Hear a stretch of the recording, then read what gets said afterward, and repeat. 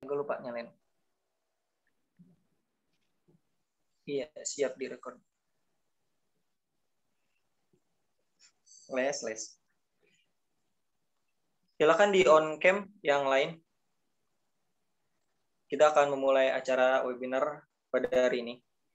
Ya, assalamualaikum warahmatullahi wabarakatuh. Waalaikumsalam warahmatullahi wabarakatuh.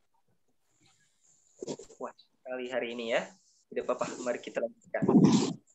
Oke, salam pramuka. Salam. Yang terhormat kepada kakak panitia kelas 12 ATPA 1 dan yang terhormat pada para hadirin yang hadir dalam webinar ini. Alhamdulillahirabbil alamin, puji syukur kita kehadirat Allah Subhanahu wa taala. Kita masih bisa berkumpul di hari ini bersama-sama mengikuti kegiatan webinar bersama Ustadz kita Kak Zidan. Semoga kita tetap sehat selalu, diberkati oleh Allah Subhanahu wa taala. Amin amin ya rabbal alamin. Ya, kegiatan hari ini adalah webinar pramuka yang bertema pentingnya menuntut ilmu menurut Islam. Berikut saya akan membacakan susunan acaranya. Yang pertama yaitu pembukaan, yang kedua yaitu menyanyikan lagu himne pramuka, yang tiga pembacaan doa, dan yang keempat penyampaian materi, yang kelima foto absen, dan yang keenam penutup. Ya kakak-kakak, memasuki agenda selanjutnya, yaitu menyanyikan himne pramuka. Kepada Kak Radityo, silakan dipersilakan untuk screen-nya.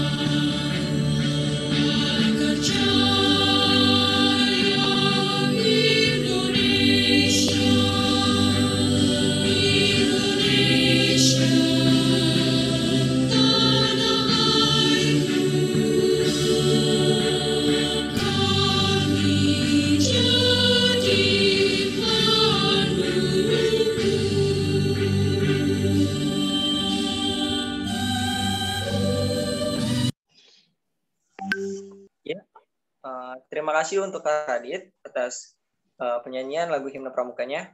Selanjutnya pembacaan doa kepada Kak Jasun, tempat dan waktu dipersilakan. Assalamualaikum warahmatullahi wabarakatuh. Waalaikumsalam warahmatullahi wabarakatuh. Waalaikumsalam warahmatullahi wabarakatuh. Bismillahirrahmanirrahim. Bismillahirrahmanirrahim. Alhamdulillahirabbil alamin. Wassalatu wassalam asrofil anbiya'i wal mursalin Sayyidina Muhammadin wa ala ali sayyidina.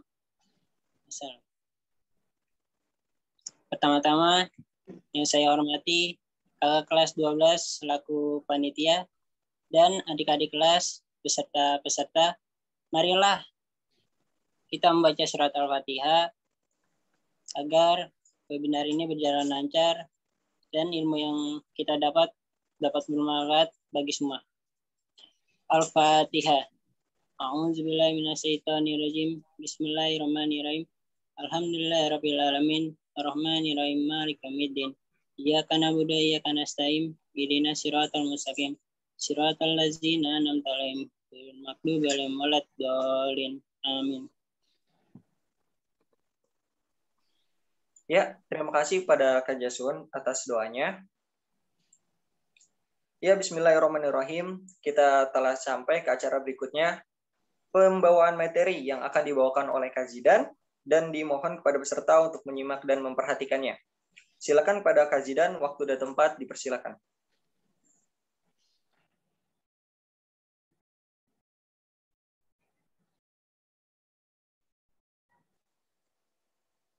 Halo Kak Zidan, waktu dan tempat dipersilakan. Iya, sebentar. Ini nggak bisa share screen karena lagi di record ya? Enggak juga, bisa kok. Udah bisa belum? Belum. Oke, sebentar.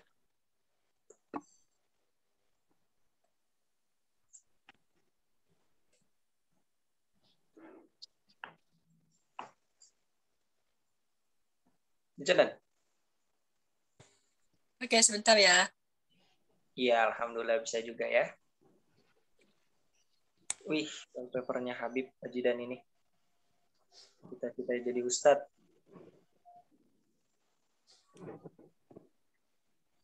Oke, baik. Bismillahirrahmanirrahim. Assalamualaikum warahmatullahi wabarakatuh. Waalaikumsalam. Warahmatullahi wabarakatuh. Mana nih semangatnya? Katanya kan mau pramuka. Iya. Ya, kita ulangi lagi ya. Assalamualaikum warahmatullahi wabarakatuh. Waalaikumsalam warahmatullahi wabarakatuh. Salam pramuka. Salam. Salam pramuka. Salam. Alhamdulillah. Ya, gimana kabarnya teman-teman semuanya? Alhamdulillah. Baik. Alhamdulillah rabbil alamin. Ya. Lanjut ke materi aja ya, langsung. Pada webinar kali ini saya akan menyampaikan sedikit materi dan ilmu yang saya dapat dari guru-guru saya, yaitu adalah nikmatnya mencari ilmu dan indahnya berbagi pengetahuan. Oke, kita lanjut. Yaitu adalah makna menuntut ilmu dan keutamaannya. Kira-kira sebelum saya ke materi, ada yang tahu gak nih ilmu dan keutamaannya itu apa? Wah, nggak tahu Kak Jidan. Masa sih kagak tahu? Iya, taunya kita belajar. Belajar itu artinya ilmu. Gitu Kak Jidan. Masya Allah. Ya. Oke, sedikit saya akan kasih materinya untuk hari ini. Semoga bisa bermanfaat ya.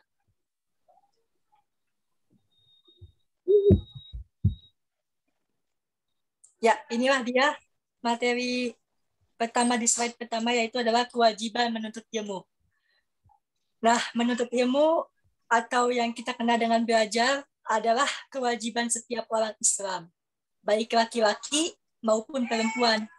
Hal ini menandakan bahwa agama Islam tidak membeda-bedakan hak dan kewajiban manusia karena jenis kelaminnya. Wahyu pertama yang diterima Nabi Muhammad SAW adalah perintah untuk membaca atau belajar. Bacalah dengan menyebut nama Tuhanmu yang menciptakan. Dia telah menciptakan manusia dari segumpal darah.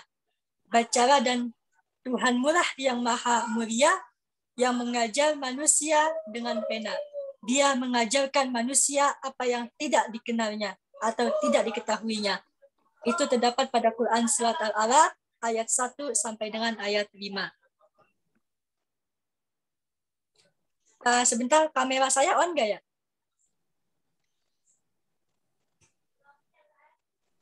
Nggak on, Kak. Sebentar ya.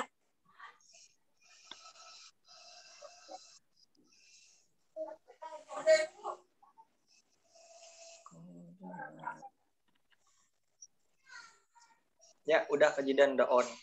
Oke. Ganteng sekali Ustadz kita. Salah teknis ini. Masya Allah. Ya, lanjut. Yaitu ke materi selanjutnya. Adalah hukum menuntut ilmu. Nah, di sini saya akan bahas, yaitu ada beberapa hukum menuntut ilmu. Ada dua ya. Di sini ada dua hukum daripada menuntut ilmu. Apa saja sih hukum menuntut ilmu? Yang pertama itu adalah fardu kifayah. Berlaku untuk ilmu-ilmu yang harus ada di kalangan umat Islam. Sebagaimana juga dimiliki dan dikuasai golongan kafir. Seperti ilmu kedokteran, perindustrian, ilmu falak, ilmu eksata, dan lain-lain. Jadi ilmu kifayah ini ilmu yang sebenarnya ini adalah dimiliki dan dikuasai oleh golongan kafir. Baru yang kedua adalah hukumnya itu fardu ain. Nah, fardu ain ini berlaku untuk ilmu yang tidak boleh ditinggalkan. Di sini ada kata-kata tidak boleh ditinggalkan, artinya adalah wajib oleh setiap muslim dan muslimah dalam segala situasi dan juga kondisi. Seperti ilmu mengenal Allah Subhanahu wa Ta'ala dengan segala sifatnya, dengan segala firman-Nya, terus ada ilmu tentang tata cara beribadah dan sebagainya. Nah, di sini saya akan fokuskan kepada ilmu yang fardu ain. Di mana fardu ain ini kita wajib melaksanakannya. Contoh, kita beribadah kepada Allah Subhanahu wa Ta'ala, tapi kita tidak tahu ilmu kita beribadah kepada Allah Subhanahu wa Ta'ala. Apakah ibadah kita diterima oleh Allah?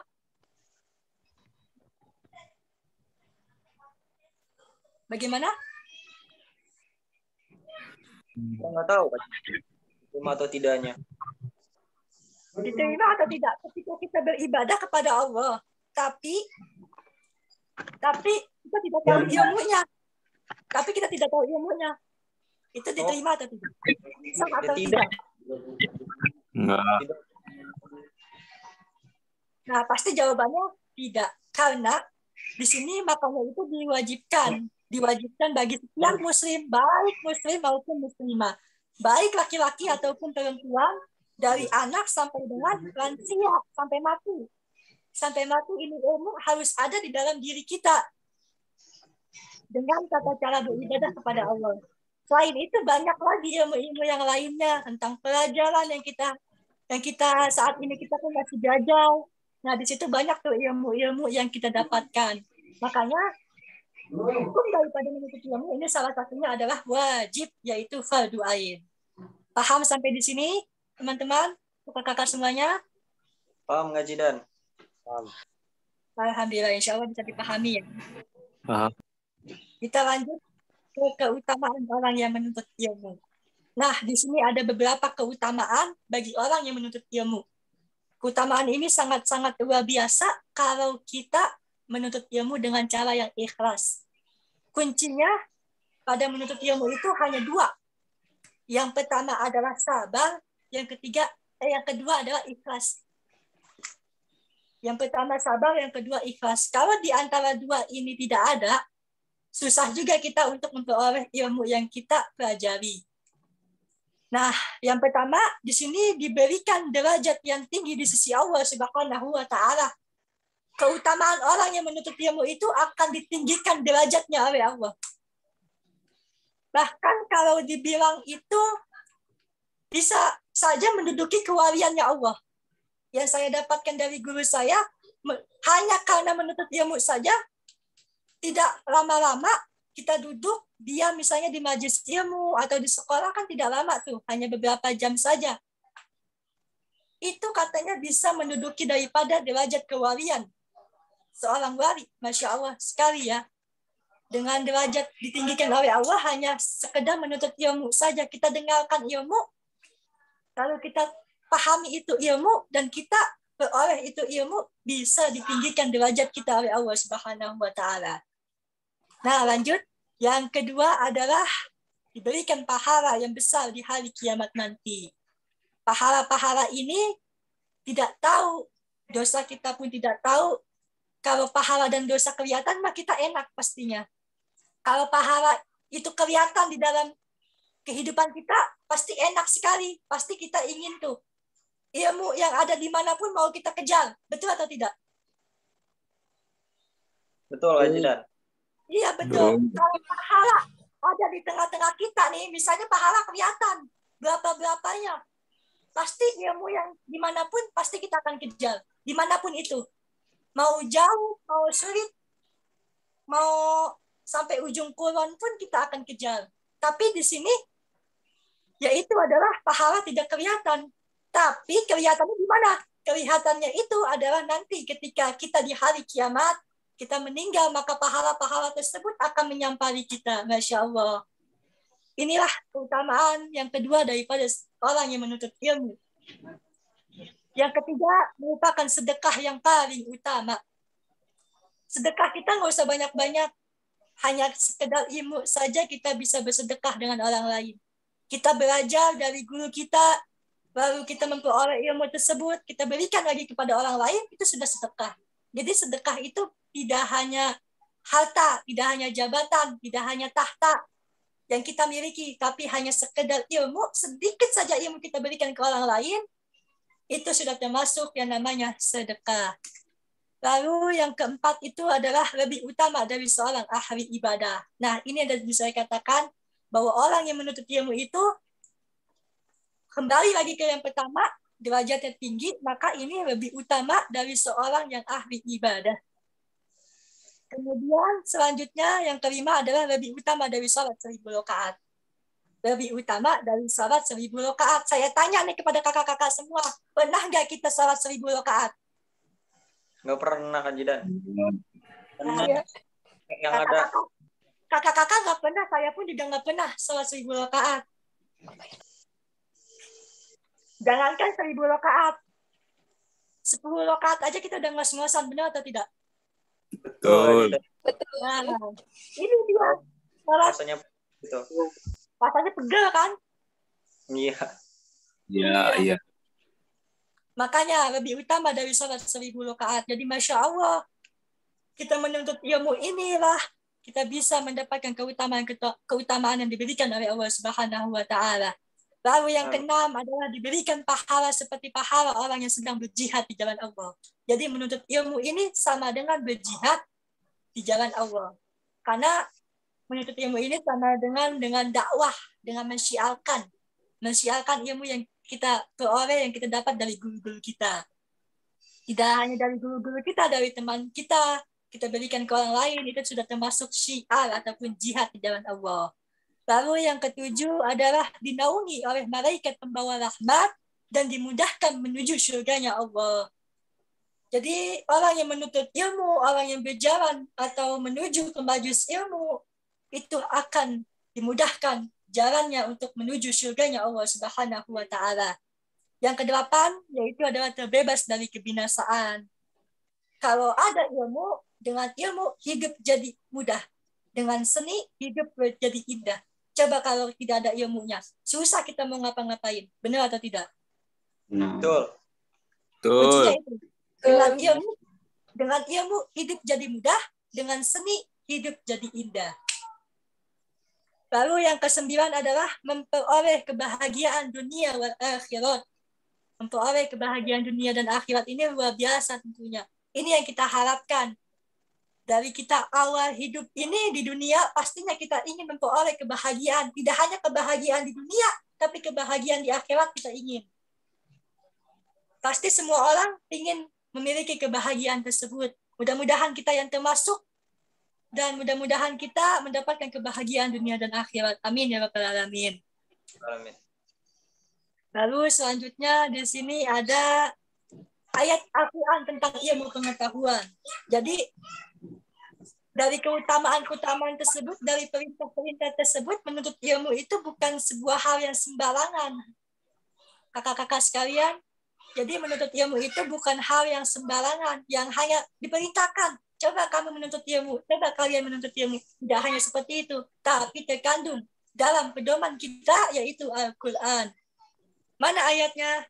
Ini ayatnya, yaitu Quran Surat At-Taubah, ayat 122 tentang semangat menuntut ilmu dan menyampaikan kepada orang lain. Coba saya minta kepada siapa ya di sini, Kak Robi, coba dibaca ayatnya. Tuh, nggak kelihatan kajian. Bismillahirrahmanirrahim. Wa makanal mu'minuna liyanfiru falamma nafara min kulli firqatin minhum ta'ifatun liyattafaqahu fid dini wal yunziru qaumahum idzan raja'u ilaihim la'allahum yahzarun. Artinya juga nih Kak Jidan? Iya, artinya juga. Silakan. Ya, yang artinya tidak sepatutnya bagi mukminin itu pergi semuanya ke medan perang.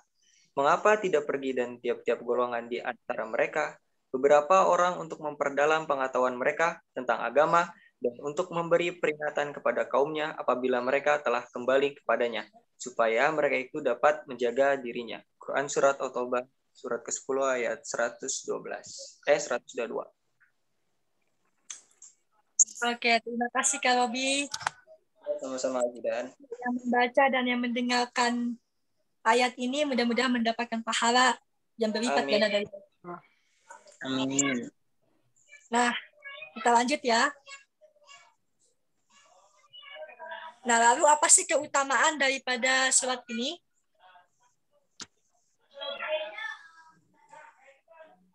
Ya, inilah dia kandungan dari Quran Surat At-Taubah ayat 122. Jadi di dalam ayat ini Allah Subhanahu wa taala menerangkan bahwa tidak perlu semua orang mukmin berangkat ke medan perang. Bila peperangan itu dapat dilakukan oleh sebagian kaum muslimin saja, tetapi harus ada pembagian tugas dalam masyarakat. Sebagian berangkat ke medan perang dan sebagiannya lagi bertekun untuk menuntut ilmu dan mendalami ilmu-ilmu agama Islam khususnya, supaya ajaran-ajaran agama inilah dapat diajarkan secara merata dan dakwah dapat dilakukan dengan cara yang lebih efektif dan bermanfaat serta kecerdasan umat Islam dapat ditingkatkan. Ya benar, dapat ditingkatkan.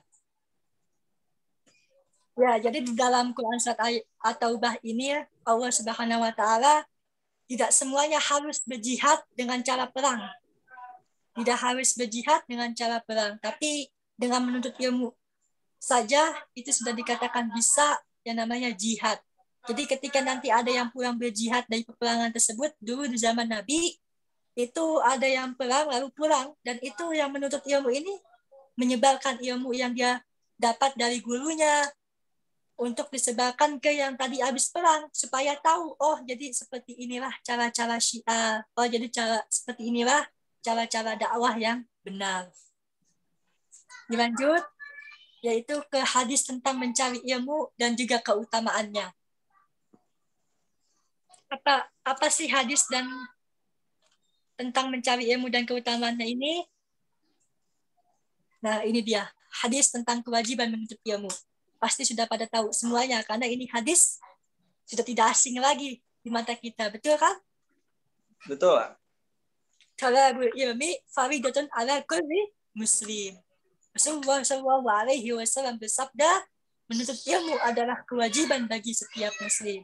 Seperti yang di awal tadi saya jelaskan, benarlah bahwa setiap muslim, setiap muslimah itu wajib menuntut ilmu. Tidak ada kata tidak dalam menuntut ilmu, karena ilmu ini penting bagi kehidupan kita, baik kehidupan di dunia maupun nanti kita bertemu dengan Allah Subhanahu wa taala.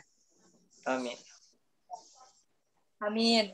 Lalu hadis tentang keutamaan menuntut ilmu. Nah, ini ada salah satu hadis lagi yang di sini Masya Allah nih, keutamaannya luar biasa ini. Apa bunyinya? An Abi Hurairah anna Rasulullah sallallahu alaihi wasallam qala iza matabnu adam imqata amaluhu ila min salasin sadaqatin jariyatin au ilmin yuntafahu bihi au waladin salihin yad'ulah. Apa katanya di sini? Dari Abu Hurairah, Rasulullah sallallahu alaihi wasallam bersabda, jika anak Adam meninggal dunia, maka terputuslah semua amalnya kecuali yang ketiga. Nah, yang ketiga ini apa nih? 3 perkara yang tidak bakal putus ketika kita meninggal dunia. Yang pertama itu ada sedekah jariyah. Yang kedua itu ada ilmu yang bermanfaat. Lalu yang ketiga itu adalah anak saleh dan saleha yang mendoakan kedua orang tuanya. Yang pertama dulu sedekah jariyah. Ini salah satu keutamaan atau salah satu perkara yang tidak putus ketika kita meninggal dunia. Jadi ketika kita belajar kepada siapapun, kita berbagi kepada siapapun, ini akan terus menjadi salah satu ladang amal nantinya. Banyak tuh amalan-amalan yang kadang ikut, artinya tidak terus mengalir seperti air dan terus mengalir dari air terjun ke bawah, itu tidak ada. Nah, makanya ini salah satu perkara yang luar biasa, yaitu adalah dengan sedekah jariyah. Yang tadi saya bilang bahwa sedekah jariyah itu tidak hanya harus uang. Kadang kita merasa anak milenial ini mengatakan bahwa yang dinamakan sedekah itu hanya dengan uang. Padahal tidak. Padahal dengan ilmu, sedikit ilmu saja yang kita berikan. Misalnya, contohnya, nih salat yang benar kayak gini. Nih, di hari Jumat kita baca surat Al-Kahfi. Itu diamalin sama orang, lalu kita meninggal dunia nanti, itu salah satu tidak akan terputus itu amalnya. Kalau orang tersebut mengamalkan, lalu orang yang mengamalkan berikan kepada orang lain berikan lagi kepada orang lain, maka itu tidak akan pernah terputus, kakak-kakak semuanya. Makanya di sini luar biasa. Rasulullah SAW bersabda, berikan kepada kita, hanya dengan sedekah kita bisa masuk surga. Hanya dengan sedekah, hanya dengan ilmu kita bisa ditolong tuh oleh Allah Subhanahu wa taala dari siksa-siksa kubur. Lalu yang kedua adalah ilmu yang bermanfaat. Nah, ilmu yang bermanfaat ini artinya ketika kita sudah mendapatkan ilmu yang telah kita peroleh dari guru-guru kita, dari teman-teman kita, pastikan kita belajar tuh bagaimana ilmu yang kita belum ketahui jadi tahu. Nah, kita berikan kepada orang lain. Jadi, intinya jangan pelit dengan ilmu. Karena ilmu itu akan terus berkembang. Tapi ilmu itu tidak akan terus bertambah jika kita pelit ilmu. Kalau kita bisa memberikan ilmu tersebut kepada orang lain, maka itulah salah satu kewajiban kita. Karena itu saling mengajarkan. Belajar dan mengajarkan. Amal dan juga mengamalkan. Itulah salah satu kunci daripada ilmu yang bermanfaat. Jadi ilmu yang bermanfaat itu bukan ilmu yang banyak, bukan ilmu yang setinggi buku yang segudang, bukan. Tapi ilmu yang bermanfaat itu sedikit ilmu kita berikan kepada orang lain, lalu orang lain mengamalkan, itu sudah menjadikan ilmu yang bermanfaat. Lalu yang ketiga adalah anak soleh dan soleha yang selalu mendoakan kedua orang tuanya. Jadi bersyukurlah kepada kakak-kakak semua yang di sini, mohon maaf, masih ada kedua orang tuanya, masih terdapat kedua orang tuanya, maka bahagiakanlah kedua orang tua kalian, karena memang ini salah satu perkara yang mungkin saja bisa menjadi penolong kita nanti di akhirat nanti. Dan salah satu yang paling ini adalah memang salah hal yang luar biasa, mendoakan kedua orang tua. Jadi walaupun orang tua kita sudah tiada atau nenek-nenek kita, kakek kita sudah tidak ada atau meninggal dunia, kita wajib untuk mendoakan. Karena doa itu tidak akan ditolak selagi kita meminta kepada Allah. Karena tidak ada yang mustahil bagi Allah. Tidak ada yang mustahil bagi Allah kalau seandainya kita meminta. Terus meminta dan terus berdoa. Asalkan kita yakin dan juga yakin. Itu salah satu kuncinya. Jadi waktu itu ada yang tanya, ini Al-Fatihah nyampe gak kalau seandainya kita baca? Kan kita kan sering baca tuh. Kalau lagi tahlilan atau lagi apa, pasti disuruh kirimkan Al-Fatihah. Salah satu surat yang paling banyak dibaca pasti Al-Fatihah. Kita sering baca Al-Fatihah, lalu ada yang bertanya, apakah Al-Fatihah ini nyampe ke orang yang meninggal? Katanya. Saya nggak jawab, saya tanya balik. Ini cerita luar biasa ini. Sampai saya ketawa sendiri masalahnya. Tapi saya tanya balik nih, kalau Al-Fatihahnya nggak nyampe, balik pulang ke lunar atau enggak? Saya gituin. Terus dibilang, kagak. Ya udah berarti nyampe. Tahu kan gitu ceritanya. Kalau bahasa kita kan gitu.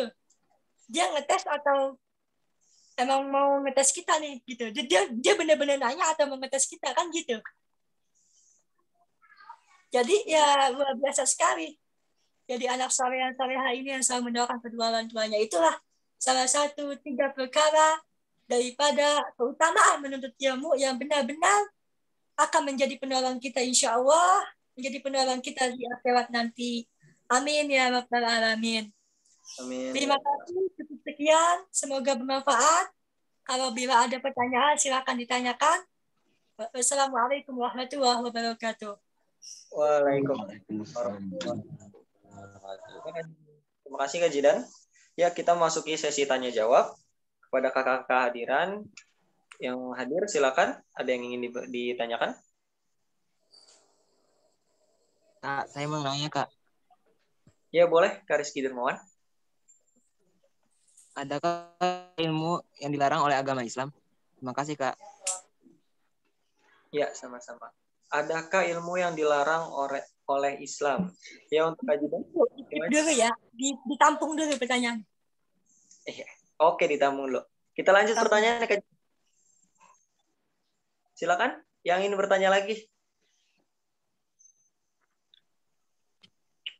Kunci utama seseorang dalam mencari ilmu apa, Kak? Kunci utama seseorang dalam mencari ilmu. Ya, oke, kita sambung. Ada lagi yang ingin bertanya? Saya dong Kak mau nanya. Ya, boleh Kak Jasun, silakan. Apakah ilmu itu bersangkutan dengan akhlak? Apakah ilmu itu bersangkutan dengan akhlak? Oke, siap. Makasih. Ya, sama-sama Kak Jasun. Oke, mungkin cukup 3 dulu ya. Soalnya nanti takut kelebihan sampai maghrib lagi kita. Ya, Kak Jidan udah dapat 3 nih. Pertanyaan awal dari Kak Rizky Dermawan. Tadi pertanyaannya, itu kan lupa. Pertanyaan apa tadi, Ki? Apakah ada ilmu yang dilarang oleh agama Islam? Iya. Adakah ilmu yang dilarang oleh agama Islam? Oke, Kak Jidan, silakan dijawab.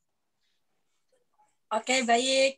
Kak Rizky Dermawan, saya bantu jawab ya. Kalau ada kesalahan, mohon maaf.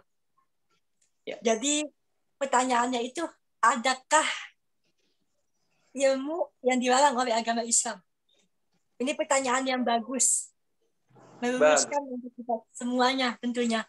Pasti ini meluluskan kita semuanya kan? Ya. Adakah ilmu yang dilarang oleh agama Islam? Saya jawab ada. Apa aja itu, Kak? Salah satunya adalah ilmu yang membahas tentang ramalan atau ilmu sihir. Contohnya, Kak? Kan sering tuh kita baca-baca seperti kayak zodiak gitu kan? Ya. Kadang ada yang lewat aja tuh zodiak. Iya, ada dia. Lewat doang. Nah, itu salah baru kita melihat, tapi kita tidak yakinin, itu sama aja. Itu nggak boleh, itu dilarang oleh agama Islam. Yang saya ketahui seperti itu. Jadi jatuhnya musyrik. Iya, hampir sama dengan kemusyrikan, benar sekali. Jadi kalau kan ada tuh orang yang, oh gue punya ilmu hitam. Bahasanya kan gitu. Gue punya ilmu hitam gitu. Buat kekebalan tubuh gitu. Nah itu nggak boleh. Jadi sama aja kayak kemusyrikan. Jadi kayak contohnya ya, ilmu sihir dan juga ilmu ramalan. Bisa dipahami, Kak Rizky Dermawan? Bisa, Kak. Terima kasih, Kak. Ya, alhamdulillah, sama-sama. Ya, tadi untuk pertanyaan kedua, untuk Kak siapa? Marsha ya? Untuk pertanyaan kedua tadi Kak Marsha, apakah kunci dari ilmu ya? Gimana tadi, Kak? Kunci utama. Kunci utama menurut ilmu. Seseorang dalam mencari ilmu, Kak. seseorang dalam mencari ilmu. Kunci utamanya Kak Jidan, seseorang dalam mencari ilmu itu apa sih, Kak? Oke, baik. Kak, siapa tadi yang bertanya? Kak Marsha ya? Kak siapa tadi? Kan? Ya, Kak Marsha. Marsha mau Oke, baik. Saya bantu jawab ya. Untuk Kak Marsha, apa sih kuncinya bagi pelajar dalam menuntut ilmu? Kuncinya itu yang pertama adalah yakin. Yakin dengan yang memberi ilmu artinya. Yakin dengan yang memberi ilmu dan yakin kita menuntut ilmu tersebut. Apakah ilmu tersebut benar-benar kita akan manfaatkan dengan baik?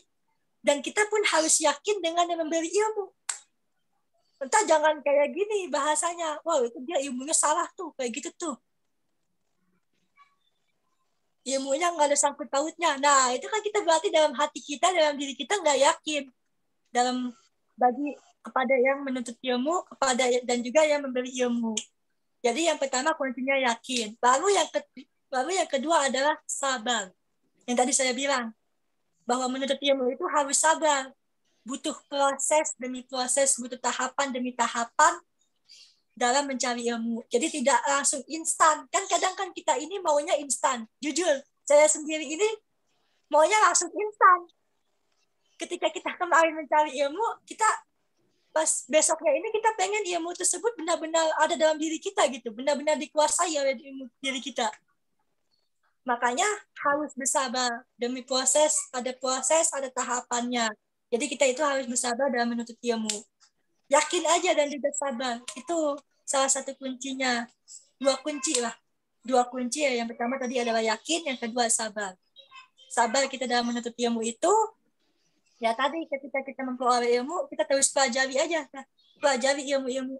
Kalau kita masih belum paham, kita pelajari terus. Kalau nggak bisa juga, nanya. Kalau kagak dijawab, ya udah. Selana. Ya, lalu yang ketiga adalah kuncinya itu ikhlas.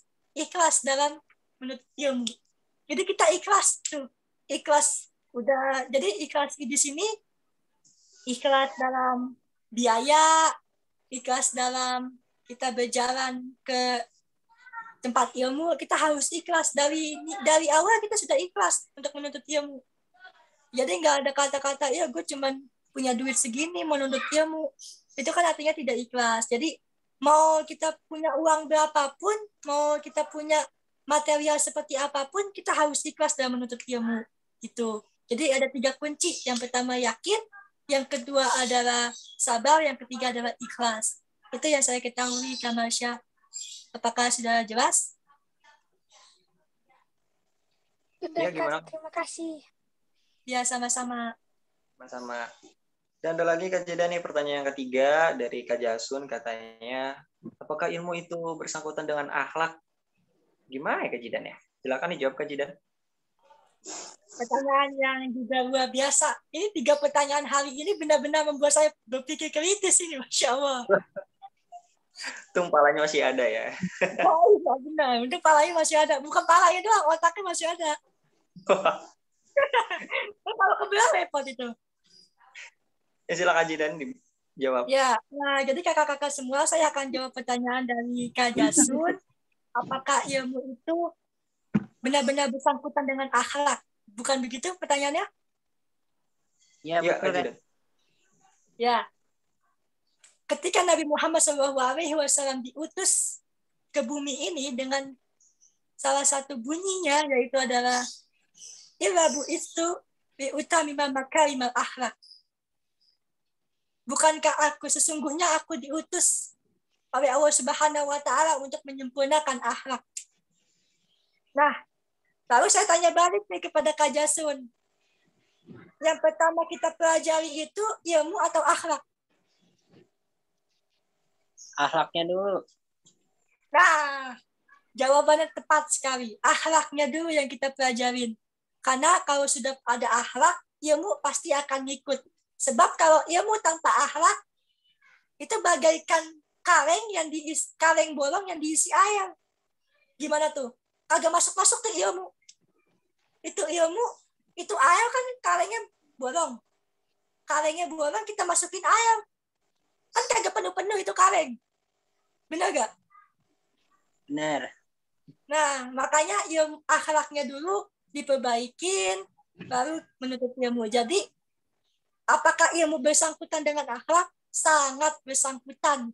Sangat bersangkutan. Tetapi yang diwajibkan karena kita mengikuti daripada ajaran Nabi Muhammad, dan Nabi Muhammad diutus ke bumi ini untuk menyempurnakan akhlak. Jadi yang pertama kita cari adalah, yang kita perbaiki adalah akhlak terlebih dahulu, baru disusul dengan ilmu. Insya Allah jika akhlak kita mulia, jika akhlak kita benar, mudah-mudahan tuh ilmu yang kita ingin cari, yang kita lagi cari, yang kita nanti akan cari, itu akan menempel ke kehidupan kita, di tubuh kita semuanya. Begitu Kak Jasun dan kakak-kakak semuanya.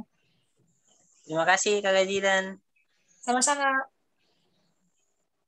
Ya, terima kasih untuk para hadirin yang bertanya dan terima kasih untuk Kaji dan juga sudah menjawabnya.